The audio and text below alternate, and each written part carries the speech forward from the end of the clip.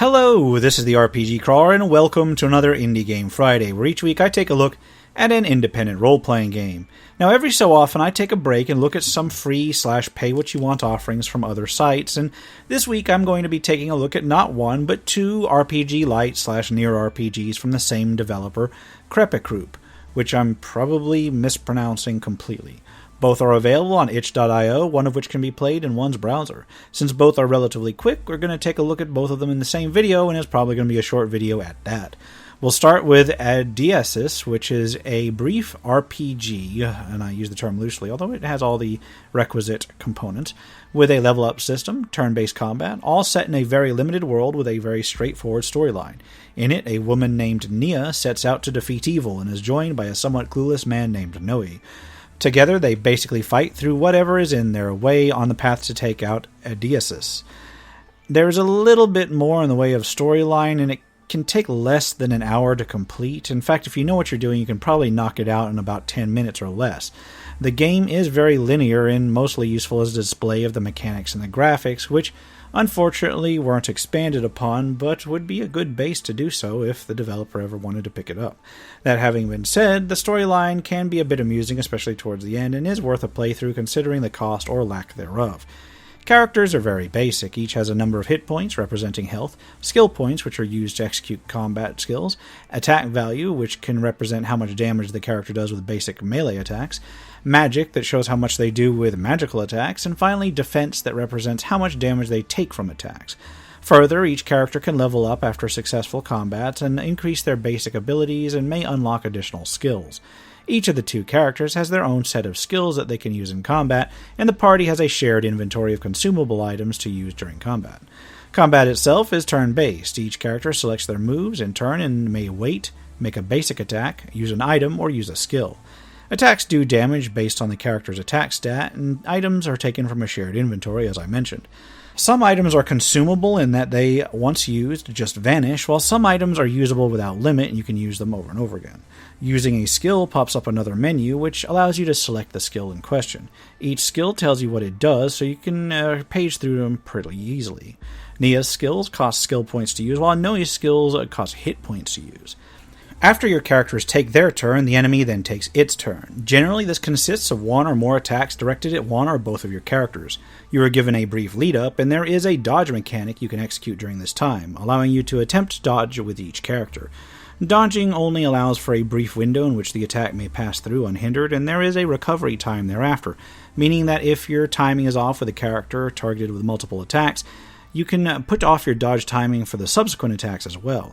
It gets some getting used to and requires some decent reflexes, but it's not as bad as some systems I've seen in these sorts of games.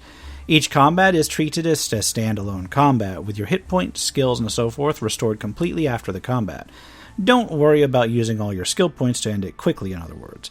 There is also a limited number of combats, with enemies present on the map before you encounter them, so no worries about random encounters. This also means, however, that there is a limited amount of experience as well, so no grinding up levels before facing Adiasis. And I'm probably mispronouncing that as well. Overall, the music is not bad, and the graphics are a stylized 16-bit aesthetic that I actually found pretty good with solid little animations. It does have some controller support and can be played with either the controller or a mouse and keyboard combo. It may not appeal to everyone, but I found it to be an interesting diversion over for a bit. Onward to the second game, On the Road. This one's played in a browser window using the Unity plugin and more mimics an old-school 8-bit style of the NES era. Again, there's keyboard and mouse or controller support. In terms of a plot, it simply places a main hero in a land to explore in order to face a great evil atop a tower. The tower itself is accessible immediately from the starting point, but the boss atop it is difficult enough that you should probably explore and build your character up first. On the Road more resembles a Zelda-style adventure, but oddly enough has some solid role-playing game elements akin to Zelda 2 in terms of boosting your stats by gaining experience. The character starts with the ability to move around, dodge roll, make a melee attack, heal, or use a ranged attack. You get experience for killing enemies, and have health in the form of hearts, ammunition in the form of little diamonds, and finally heal in the form of crosses. Later in the game, you also get the ability to set and detonate bombs, which are represented by a little cube. Each time you gain enough experience to level up, it increases one of these stats, except I believe for bombs. Each time you kill an enemy, you partially regain a little bit of your ammunition, heals, and bombs if you have them, although it may take several enemies before each icon is filled completely. Gameplay basically consists of exploring the overworld and the dungeons, collecting fruit, which gives experience, additional hearts, ammunition, heals, and bombs. It's got a substantially larger world overall than Adiasis, although still relatively small in the great scheme of things, with at least a few dungeons, some of which have minor although interesting puzzles. There's also a fair variety of enemies, often with different attack patterns, and some have a few upgrades along the way. Honestly, it only barely qualifies as an RPG, although I suppose it does better at that than some of the stuff I've covered in the past. With the graphics, gameplay, and sound, On the Road is very much like one of those things that you'd find on the NES back in the day. In fact, it's something I would have enjoyed playing back in the day, honestly. It's got more gameplay than a lot of the old school NES games that I actually owned. As long as the aesthetic appeals, it's a pretty solid experience, especially for the price. Although I did find the controls a little bit quirky. It does have controller support, but I couldn't configure mine to work with it, and the keyboard and mouse attacking and firing missiles is done with a mouse, which can occasionally click outside of the window during play, which is annoying. Aside from that, though, I honestly had no issues with it. So both games are developed by Crepecroop, again, not pronouncing that correctly most likely, and available on itch.io on a pay-what-you-want basis. If you've got a moment to play them, I do recommend checking them out, especially On the Road, at least if you're okay with the NES stylings of that one.